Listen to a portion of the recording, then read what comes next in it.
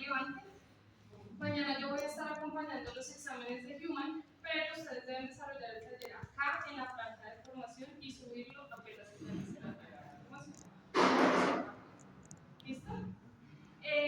Y hoy vamos a ver otra de esas patologías pequeñitas para terminar con eso.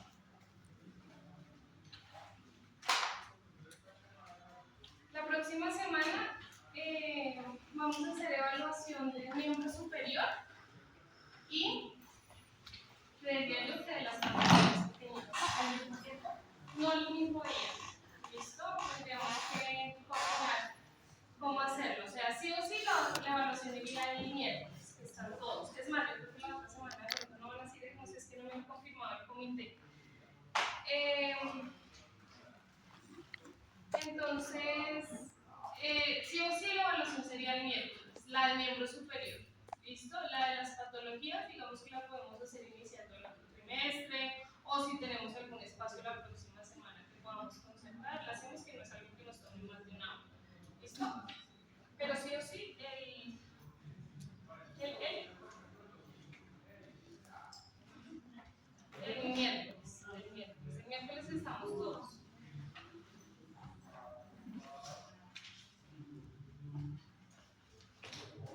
¿Sí? Ya es una patología conocida por ustedes o una alteración en la alineación. Pero vamos a hablar desde el punto de vista de cuantificarlo, ¿cierto? ¿En qué momento decimos que es un válido patológico o un varo patológico? ¿Listo? Para hablar de esto, nos vamos a ir hasta el neurodesarrollo, hasta el desarrollo motor normal, porque resulta que la alineación de las piernas no es la misma desde que se nace hasta que caminamos y empezamos a crecer. Inicialmente nacemos con una angulación, luego nos empezamos a poner de pie y tenemos otra angulación, y solo después de que empezamos a tener marcha tenemos otra angulación final. Entonces, ¿por qué lo digo? Porque nosotros o ustedes como ortoprotecistas no solamente tratan el valgo o el varo patológico en personas adultas, sino también en población pediátrica. En población pediátrica se utilizan algo que se llama las ortesis antigeno-varo o antigeno-válido, y es cuando se detecta que esa angulación de las rodillas es patológica en la población infantil y se hace un dispositivo ortopédico para uso nocturno, que no es un CAF. ¿Listo? Es de uso nocturno, ahorita lo vamos a ver. Pero es importante, ya ustedes saben cómo intervenirlo en una población adulta, ¿cierto? En la población adulta, ustedes miran si de pronto utilizan o requieren una ortesis larga o un CAFO con articulación libre para tratar de modificar esa angulación mediolateral de la rodilla. Pero en la población pediátrica no se maneja así. Antes de llegar a un CAFO, que se utiliza más en la población adulta, utilizamos otro tipo de mecanismos, principalmente de uso nocturno. ¿Listo? Cuando nosotros hablamos de genu varo o genu valgo, recordemos que eso viene del latín genu rodilla. ¿Listo? Y básicamente hace referencia a una confrontación angular que se observa en un plano frontal. ¿De quién? Pues de las extremidades inferiores, específicamente de la articulación de la rodilla. El ángulo que se tiene en cuenta es el que se forma entre el muslo y la pierna con vértice en la rodilla o en la línea interarticular. ¿Sí? Ese es el ángulo que se tiene en cuenta. Voy a tener una línea hacia el muslo, una línea hacia la pierna, y el vértice que se forme en la articulación de la rodilla, sea hacia medial o sea hacia lateral, es el que yo voy a determinar para poder cuantificar. ¿Listo?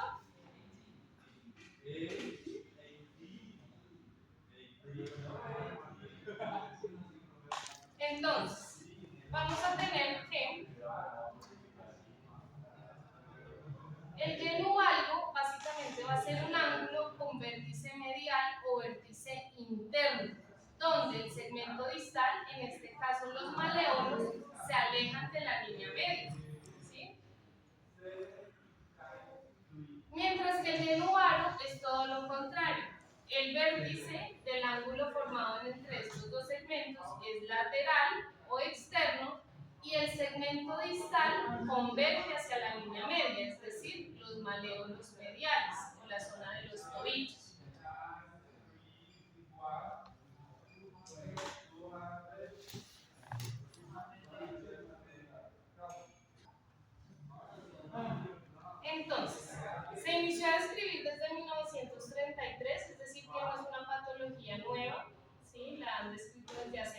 bastante tiempo. Luego,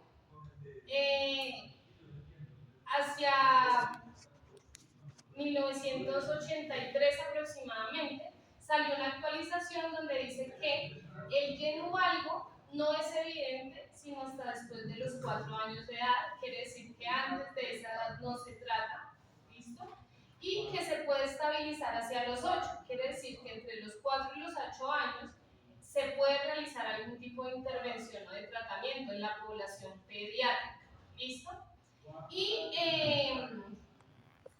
empezaron a realizar estudios para determinar a través de radiografías si la intervención era exitosa para poder corregir este lleno valgo y este lleno valgo. Resulta que sí arrojó que era exitosa, pero nunca los elementos ortésicos pueden usarse de manera autónoma, sola. ¿Sí me va a entender? Es decir, las órtesis funcionan, pero si usted tiene al lado o al mismo tiempo un tratamiento de rehabilitación, de fortalecimiento, como pasa por ejemplo en las escoliosis. En las escoliosis existe un tratamiento con corset que es muy importante, pero el tratamiento de fortalecimiento, que a la final son los músculos los que van a mantener la columna erguida, si no se trata, pues no vamos a poder hacer nada.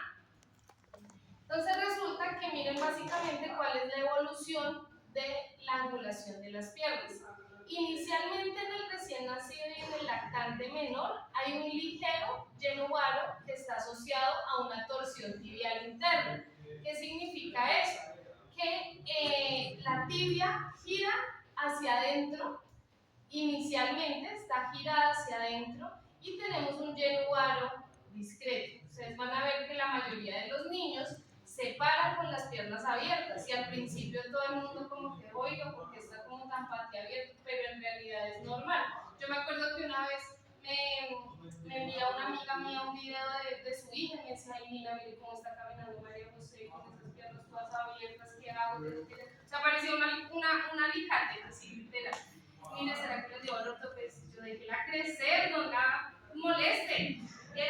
Apenas estaba empezando a caminar, o sea, tenía más o menos un año, y sus piernitas eran así, arqueaditas como es. Me tocó enviarle esta foto para que se tranquilizara y entendiera que en el primer año de vida sus piernas están así porque apenas se están parando.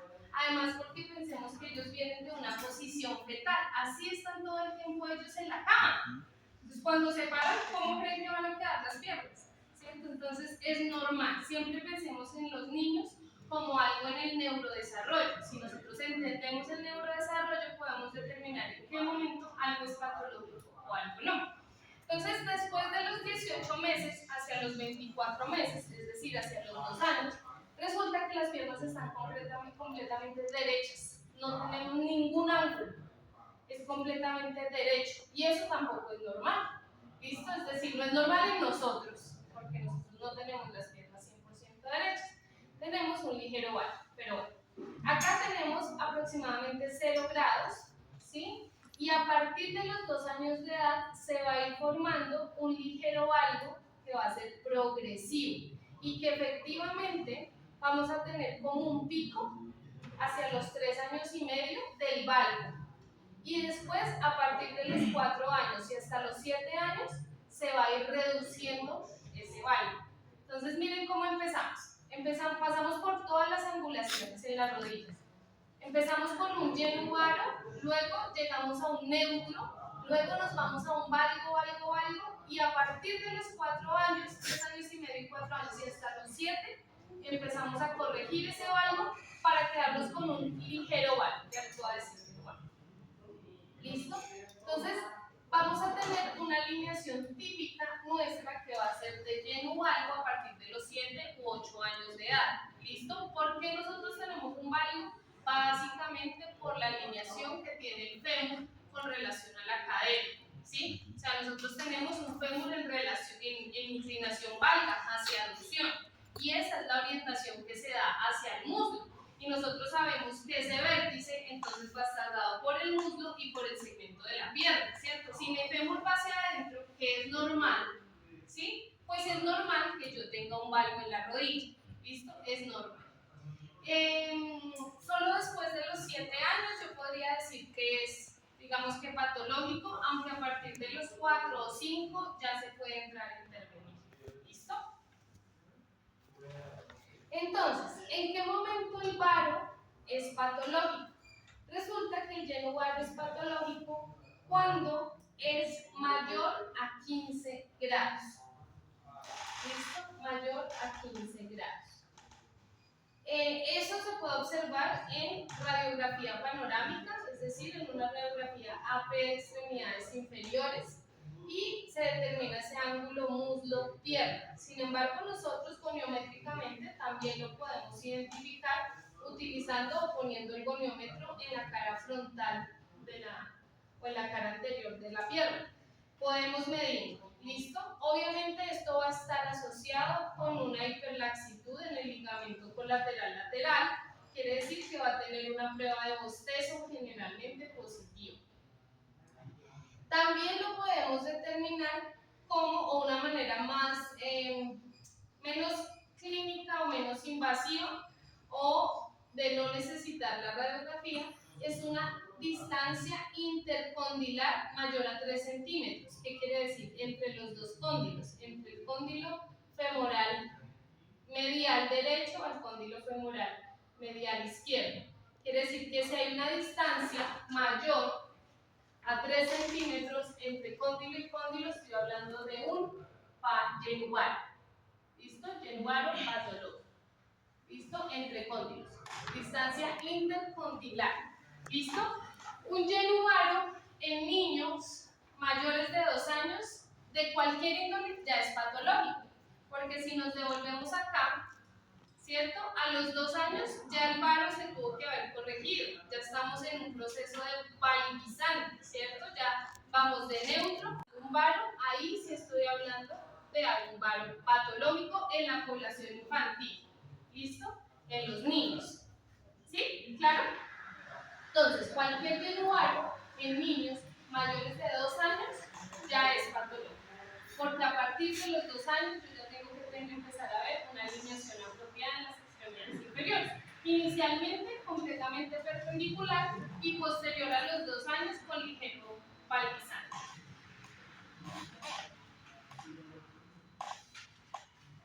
Listo. El lleno válido patológico pues es lo contrario, ¿cierto? Ya sabemos que es un ángulo cuyo vértice o apex está hacia la cara medial, ángulo muslo-pierna, ¿sí? En este caso, nosotros ya no medimos la distancia intercondilar, sino que medimos la distancia intermaleolar, es decir, entre los dos maleolos, ¿sí? Se dice que el valgo es patológico cuando es mayor a 10 grados. Mayor a 10 grados. ¿Listo? Y ahí estamos hablando de patológico. O también tenemos otra fuente que nos habla de 7 grados en niños y 9 grados en niñas. Las mujeres tendemos a tener mayor aducción femoral, quiere decir que mayor tendencia al valgo de rodilla con relación a los hombres. ¿Listo? Entonces por eso ustedes ven 7 grados en niños para que sea patológico, 9 grados en niñas para que sea patológico. Pero en términos generales la intervención se da cuando es mayor a 10 grados. ¿Listo? Entonces, ángulo femorotibial. Femorotibial. Puede ser bilateral, puede ser unilateral. Si ustedes ven, por ejemplo, acá tenemos una afectación unilateral, aunque podemos decir que acá también la tenemos, pero en mayor proporción en la extremidad izquierda. ¿Sí?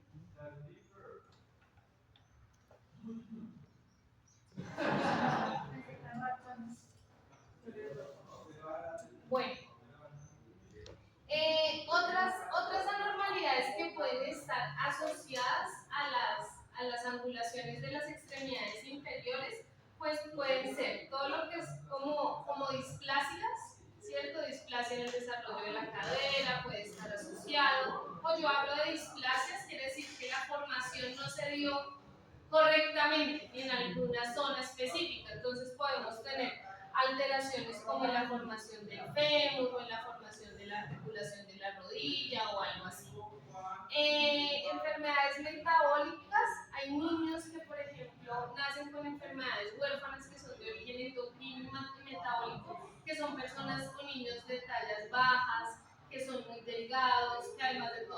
de neurodesarrollo en las edades apropiadas. Cuando yo estaba haciendo prácticas en la universidad, estaba rotando en el hospital militar y atendí a una niña con una patología huérfana o una, quiere decir rara, que eso le da como a uno cada 500.000 niños nacidos. Y la niña era flaquita, flaquita, flaquita y no caminaba, era hipotónica, pero no se sabía, o sea, no tenía un diagnóstico neurológico, su diagnóstico era metabólico. Resulta que se había producido más una hormona de un tipo que de otro y eso afectó completamente el crecimiento. Entonces, cuando se afecta el crecimiento o la formación de las extremidades inferiores, pues hay mayor probabilidad de presentar esas angulaciones patológicas en las piernas. ¿Listo? El raquitismo también, ¿cierto? Muy delgados, poca masa muscular. Entonces, las piernas cogen o toman una angulación por carga en huesos que no están muy nutridos, fácilmente deformables, entonces empiezan a angularse de esa manera. Asociación con inestabilidad de rodilla, claro que sí. Si nosotros tenemos un yenu valgo y un yenu varo, ya tenemos que pensar que medio lateralmente la rodilla sí va a estar comprometida. Entonces, ¿qué voy a tener? Los ligamentos colaterales hiperlaxos, ¿cierto? Si estamos hablando de un yenu varo, pues voy a tener un ligamento colateral lateral laxo, y si hablo de un valgo, estoy hablando de un ligamento colateral medial laxo. ¿Listo? Entonces, es importante, en algunos casos, los niños nacen sin los ligamentos. A eso voy con procesos displásicos. ¿Cómo se llama? En Teletón, cuando atendimos a los usuarios, teníamos una niña con agenesia de cruzados. No se le formaron los ligamentos cruzados. Entonces la rodilla se le salía, literal. A ella sí tuvimos que hacerle un cajo para poder estabilizar esa rodilla y que no tuviera pues ese desplazamiento antero-posterior. Sin embargo, ese tipo de condiciones se pueden tratar quirúrgicamente. Tenemos algo que se llaman aloinjertos o autoinjertos para ligamentos. Los aloinjertos quiere decir que sacan tendón no ligamentos de personas fallecidas que donan su cuerpo para reparar otro y se pueden implantar los ligamentos cruzados. A través de grapas se ponen los ligamentos y se estabiliza la rodilla. O la otra es un autoinjerto, y es que quitan parte del tendón. Pueden quitar parte del tendón del cuádriceps, del tendón, principalmente del tendón del cuádriceps, y arman un ligamento interno o los ligamentos cruzados. Recordemos que tanto los tendones como los ligamentos están formados por fibroblastos. Son muy similares, no iguales. ¿Listo? Son similares, entonces pueden hacer ese tipo de intervenciones. ¿Se puede corregir con cirugía? Sí, se puede corregir con cirugía, pero mientras tanto, para tratar de dar estabilidad a la rodilla, sí se necesita un dispositivo ortopédico para este tipo de usuarios. ¿Listo? También con hemimelias, cuando los usuarios, por ejemplo, nacen con formaciones parciales de los huesos. Entonces tenemos una hemimelia de peroneal, ¿se acuerdan que veíamos eso que es una causa de fundaciones transtiliares? Entonces también así. Y pues deformidades angulares que tengan relación con características dismórficas. Cuando yo hablo de dismórficas, quiere decir que el morfo o la forma se formó mal, ¿sí? Entonces vi diferente forma. Entonces vamos a tener lo que les mencionaba, las displasias esqueléticas, y es que la formación del hueso o de la articulación no se dio correctamente, o en este caso es una anormalidad muy frecuente en pacientes con osteogénesis imperfecta. ¿Sí? Entonces, ¿se acuerdan? Huesos de cristal, niños que se fracturan periódicamente y que esas fracturas consolidan en ángulos inapropiados, pues empiezan a generar deformidades muy marcadas en extremidades inferiores, en brazos. Cada que el niño se fractura es una deformidad adicional.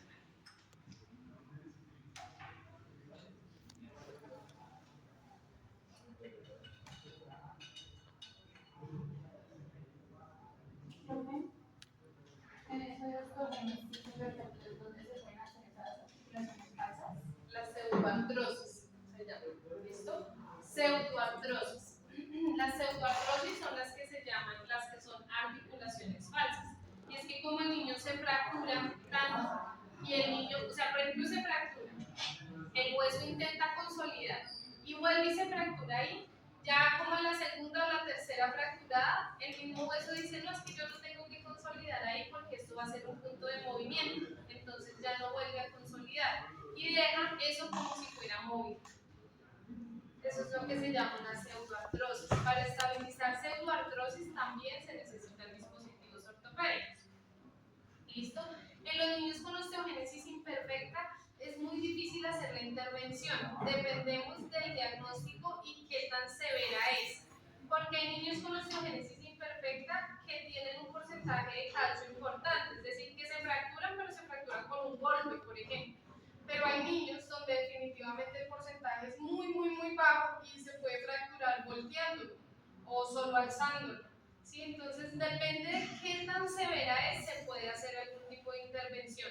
Si es demasiado severa, no se, ni siquiera se toca, no se hace absolutamente nada al respecto. Y pues obviamente es mucho pues, mal pronóstico un niño con esas características.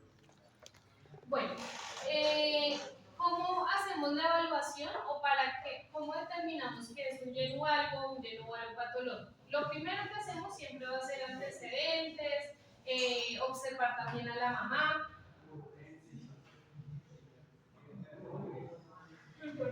Resulta que mi hijo tiene pie plano laxo, o sea, él tiene, digamos, el arco formado, pero es muy laxo. Yo soy hiperlaxo. Entonces resulta que llegamos al control con la pediatra y la pediatra lo puso de pie y empezó a decirle, listo, camina en puntitas, no sé qué, y oiga, este chico tiene los pies súper planos, parece la mamá, ya me dice, se parece a la mamá con las rodillas para adentro. O sea, ella ya me había analizado a mí antes de determinar cómo estaba Juan Felipe. Y así funciona, o sea, cuando nosotros nos volvemos muy observadores, entonces en este tipo de alteraciones que son muy genéticas, muy de herencia, pues hay que mirar a los papás y hay que analizar cómo está la angulación de las extremidades de los papás. Porque a veces pasa, no sé si les ha pasado o ustedes ven en su familia, que usted ve, por ejemplo, al papá y al hijo y caminan igual, con las piernas igual hacia afuera, o las piernas igual hacia adentro, con los hombros para adentro, con los hombros para afuera, o no mueven los brazos. O sea, diferentes características de la marcha, pero es muy genético, ¿cierto? O sea, uno dice, oiga, es que no lo puede negar, es que son igualitos, hasta en la forma de caminar. Igual pasa en las extremidades inferiores. En las extremidades inferiores tenemos esas angulaciones que van muy relacionadas con todo el componente hereditario, ¿sí? Entonces, sí es importante hablar de antecedentes en este tipo de condiciones. También referentes a traumas, por identificar si de pronto esa angulación que el usuario está presentando en este momento se debe a una mala alineación de la fractura. Pasa mucho en niños. Acuérdense que acá lo estamos viendo enfocado a la población infantil. Pasa mucho en niños. ¿Se acuerdan por qué? ¿Por qué creen? Porque las piernas de los niños se pueden angular más fácilmente. Porque los huesos son muy flexibles, son cartilaginosos, los niños casi no se fracturan. O sea, para que un niño se fracture o tenga una fractura completa, quiere decir que se separe completamente el hueso, tiene que haber recibido un golpe durísimo. De lo contrario, se parte un pedacito, pero no se separa.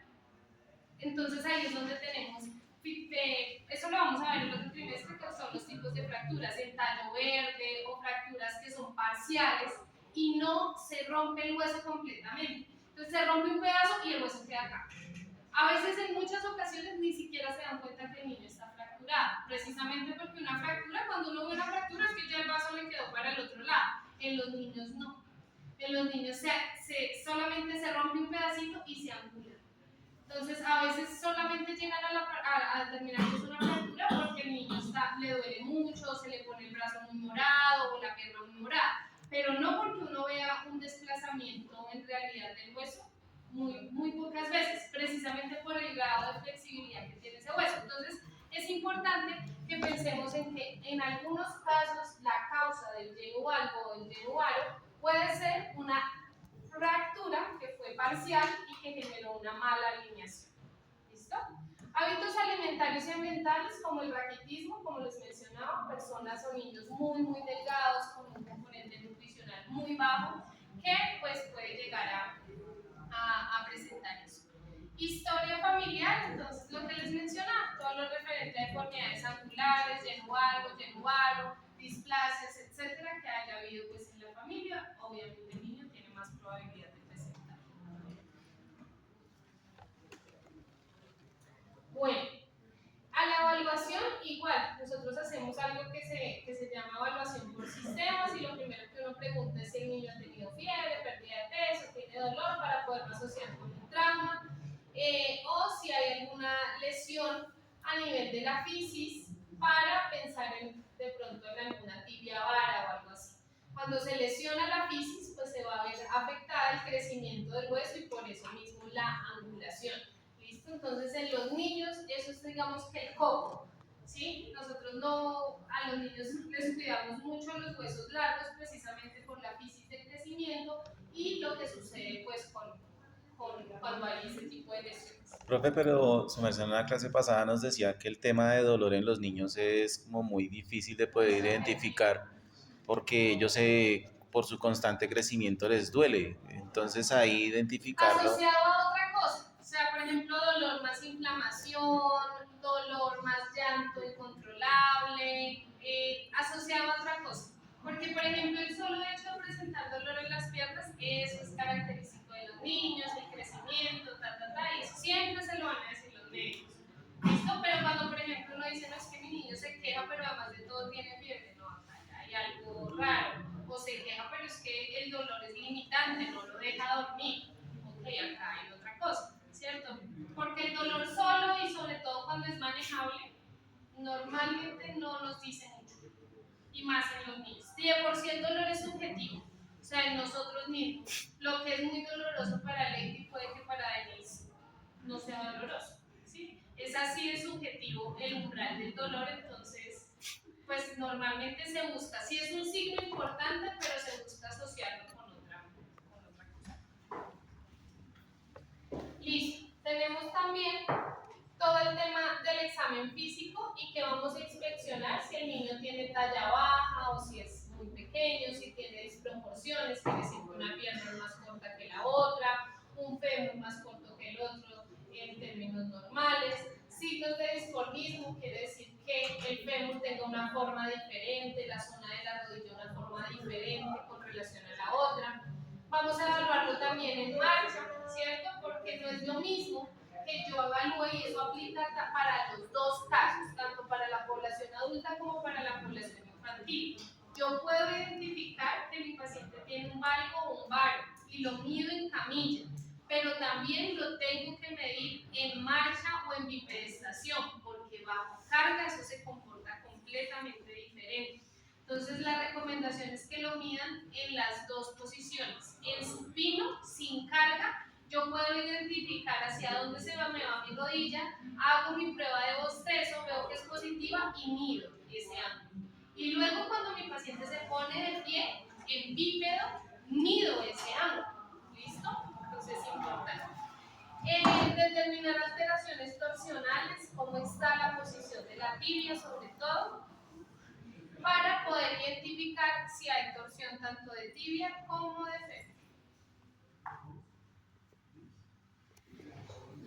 Medimos entonces la angulación de las rodillas en bipedestación con rodillas extendidas y mirando hacia el frente, es decir, nosotros ubicados el usuario en un plano coronal.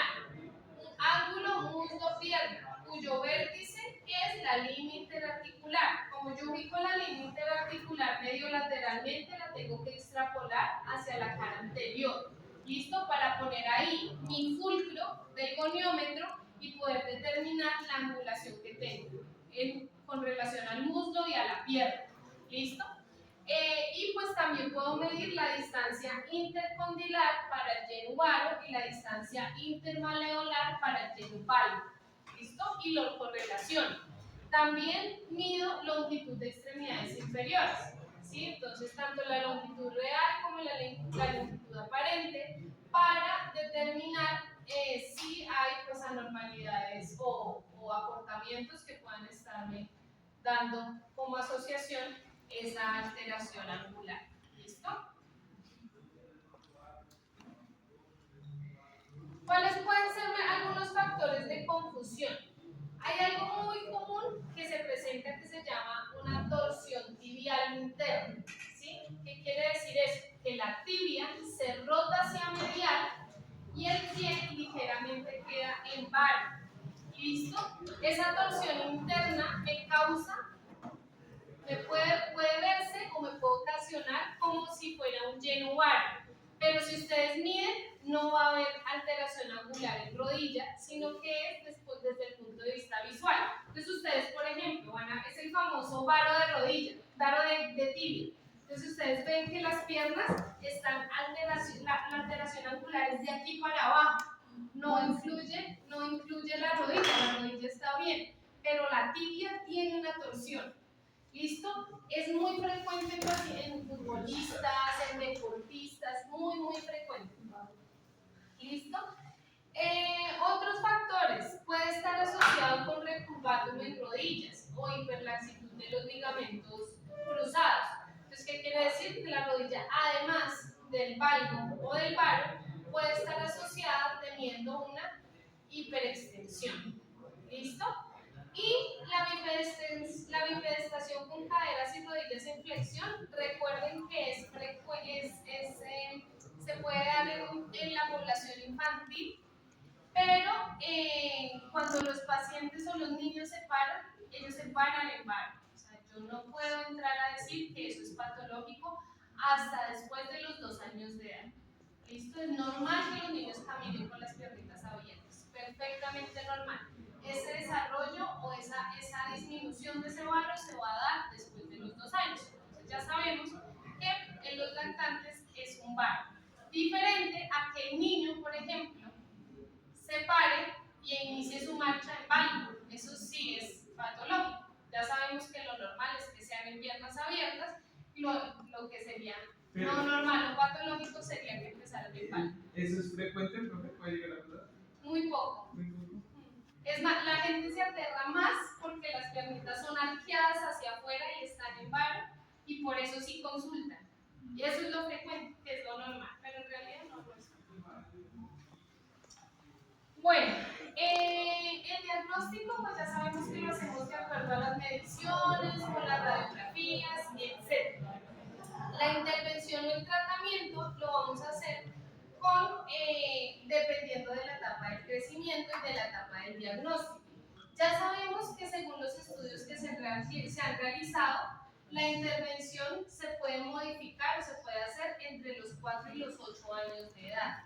Después de los 8 años de edad es difícil hacerlo y lo que se hace es que se busque como algo más de la cotidianidad.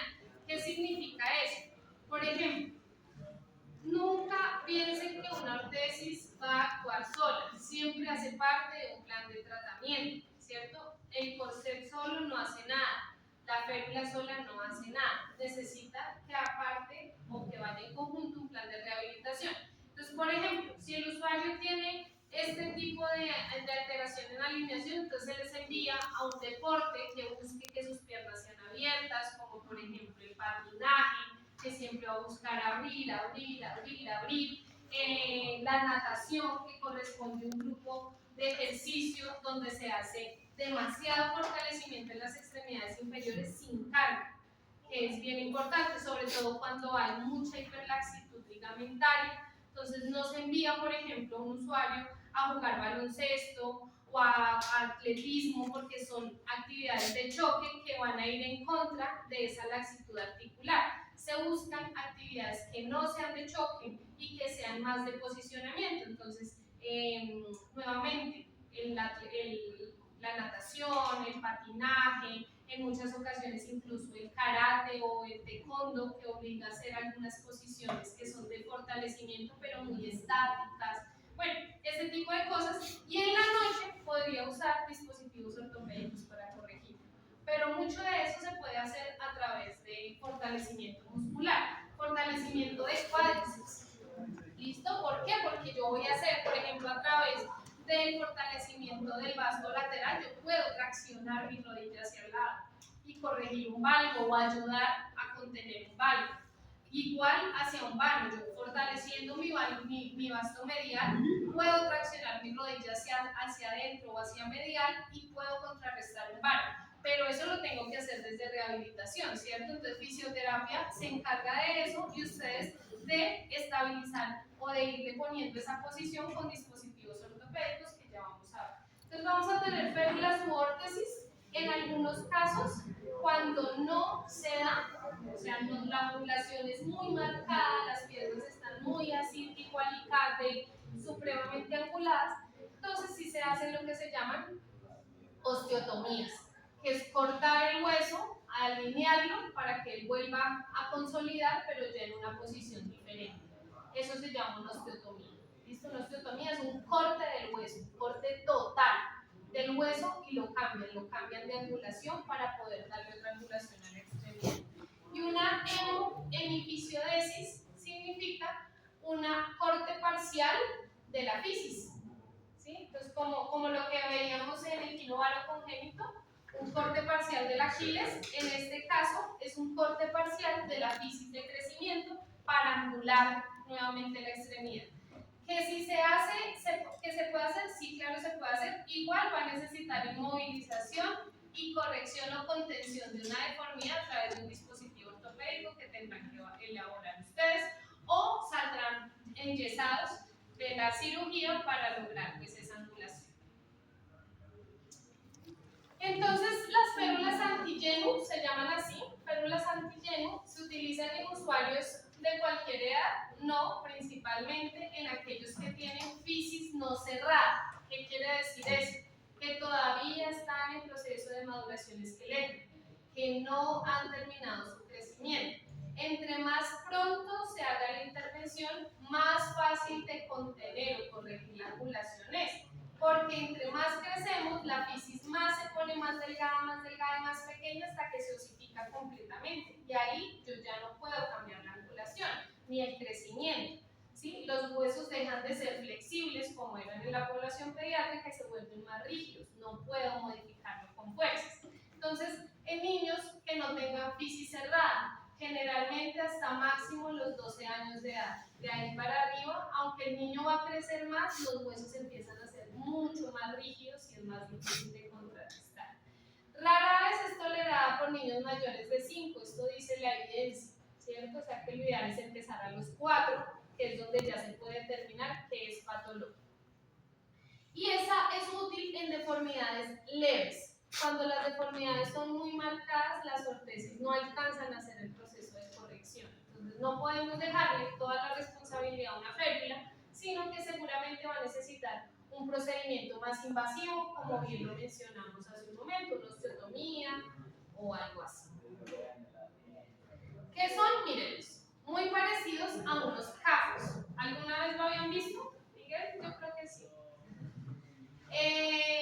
Son muy parecidos a unos capos, pero este tipo de ortesis se toman generalmente en una sola fase.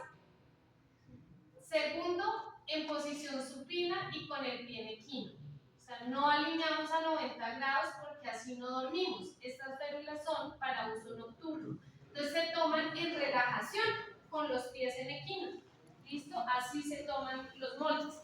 En supino y alineando, corrigiendo lo más que se pueda la deformidad, sea el valgo o sea el varo.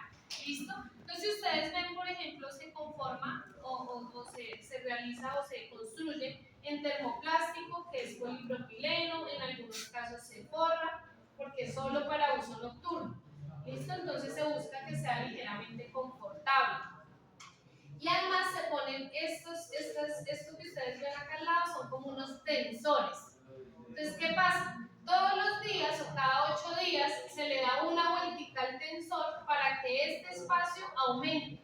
Ese tensor lo que hace es separar esas dos valvas y alinear poco a poco. Entonces resulta que las valvas están acá.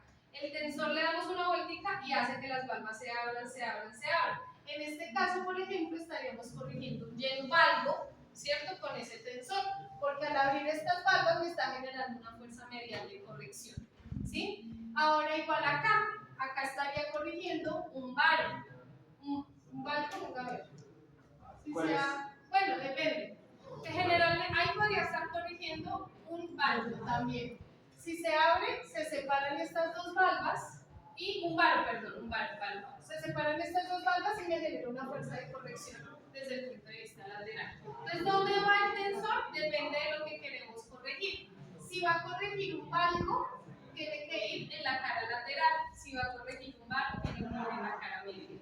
¿Listo? Lo que busca es abrir las valvas para generar una fuerza de corrección, ya sea lateral o sea media. ¿Listo? Eso es, la realizan en las casas ortopédicas, sí, para niños. O para niños. No sirven para la población adulta. Yo no voy a corregir un valgo o un varo con eso. Pero no actúan solas. Generalmente al niño le formulan esto, uso nocturno y unas plantillas ortopédicas para uso diario y terapia para que lo corrija. De lo contrario, eso solo no funciona. ¿Listo? Pero les digo es porque pues seguro van a participar en la confección o en la construcción de estos dispositivos, que son pues, bien interesantes. No se camina con eso, no se usan para caminar, se usan solo para uso nocturno, por eso se construyen en equipo. ¿Listo? Y pues igual tiene la misma indicación que se da con un taco, y es por favor no lo use directamente en la piel, igualito. ¿Listo? Solamente para dormir. La osteotomía entonces está indicada que ya es el procedimiento invasivo, ya esto no funcionó o definitivamente la deformidad es muy severa. ¿Sí? Si es así, entonces está indicada la osteotomía en deformidades severas o en pacientes donde la maduración esquelética ya se dio. ¿Sí? Quiere decir que son niños mayores, que ya no se pudo hacer absolutamente nada y se debe corregir la deformidad angular para lograr un eje normal. ¿Listo? Se realiza, se fractura el hueso, se hace bajo anestesia general, se fractura el hueso, se alinea y se comprueba la alineación con radiografía. Y luego ahí sí ponen grapas y dejan que el hueso empiece a consolidar. Duro. Pero hace falta. Datos importantes, no hay valores predominantes para la normalidad, ¿cierto? Hay personas, digamos que estos valores que yo les doy de la distancia intermaleolar y intercondylar son valores de referencia, no es una receta de cocina. A veces hay pacientes que tienen mayores grados, pero usted lo ve caminar perfectamente, no hay choque entre rodillas, y uno dice, venga, pero ¿por qué tienen tantos grados de valor? La anatomía, su herencia, ¿sí? Más de 2 deformidades esqueléticas pues nos van a dar mayores probabilidades, o sea, son menos del promedio normal, que quiere decir que generalmente no nos encontramos con personas que tengan tantas deformidades. Y no hay diseños epidemiológicos que nos permitan hacer criterios para contrarrestar esta alteración. Si es muy de tendencia, tenemos que entrar a evaluar. En los convenios y en los contratos, por ejemplo, que ustedes van a salir a trabajar con las casas ortopédicas, generalmente ellos licitan para dar cumplimiento a unos contratos. Entonces, licitan para tener un contrato con las fuerzas militares. Y dentro de eso hay muchos dispositivos de este tipo. Entonces, ortesis antigenual o 50 que van enviando pacientes y pacientes y pacientes. Entonces, es importante saber de qué tipo son para poderlas construir. No son difíciles. ¿Listo? ¿Preguntas? Profe, en el caso de una persona que tenga polio, ¿sí? Y que el polio pues, le genera un llenudaro, si es en niños, ¿es el mismo tipo de tratamiento? No. Ya sabemos que el llenuvaro o el llenualgo referente al polio se va a dar porque no hay tono muscular para contrarrestar la articulación. Y esa articulación se vuelve más laxa porque el músculo denervado empieza a volverse conectivo, pierde la capacidad contráctil. Entonces la alteración es diferente. Acá este tratamiento se da cuando yo en conjunto con rehabilitación puedo darle las herramientas para que el niño corrija su alteración y siga ya sin dispositivos cuando su madurez esquelética termine. En el caso de la polio no, porque como yo ya sé que eso es algo irreversible, antes si tiene si tiene el cáncer o le vuelve a dar pospolio, por ejemplo, va a tener mayor pérdida, pues generalmente es un capo de una vez. Ok, y en el caso de tener que tener el CAFO y le tienen que generar artrodesis, eso ya es pues obviamente la fijación del hueso. Esa polio con el dispositivo, con el CAFO, puede llegar a ser reversible, o sea, o es definitivo de que ya con la polio ya eso no vuelve a corregir. La polio es completamente irreversible. O sea, el virus de la polio ya nada que hacer. ¿Sí? Ya si, por ejemplo, tu usuario tiene una artrodesis y es que fijaron la articulación para corregir ese yenualgo o ese yenualgo desde el punto de vista quirúrgico, igual hay que entrar a ver cómo se puede estabilizar, corregir el vector de carga para que no la siga realizando, porque tenemos muchas artrodesis que al final de cuentas están generando movimiento. Y eso se da, ¿por qué? Por sobrecarga mecánica, porque no se logró alinear precisamente la línea de carga. Entonces, aún así hay artrodesis, es necesario evaluar la necesidad o la intervención de un dispositivo ortopédico para que la artrodesis surja efecto. Porque si no, lo que hace ese tornillo es moverse dentro del hueso y abrir como una camita. Hagan de cuenta ustedes un tornillo en una madera o en un aglomerado. Si eso queda ahí moviéndose, ¿qué pasa con el hueco? Pues se abre y luego esa puerta o lo que usted puso va a tener movimiento para varios lados. Igual pasa en las articulaciones. Acá teníamos un paciente que tenía una artrodesis de tobillo y tenía movimiento en el tobillo. ¿Por qué? Porque nunca usó férula después de la artrodesis y solamente cargando con el peso del cuerpo, ese tornillo le hizo cama y abrió y abrió y abrió el cuerpo del hueso, imagínense. O sea, así pasa también en la artrodesis. Entonces es necesario siempre en las artrodesis evaluar la posibilidad de estabilizar. ¿Listo? Entonces, si quieren salgan y toman algo, vayan alistando la lista de materiales. Yo les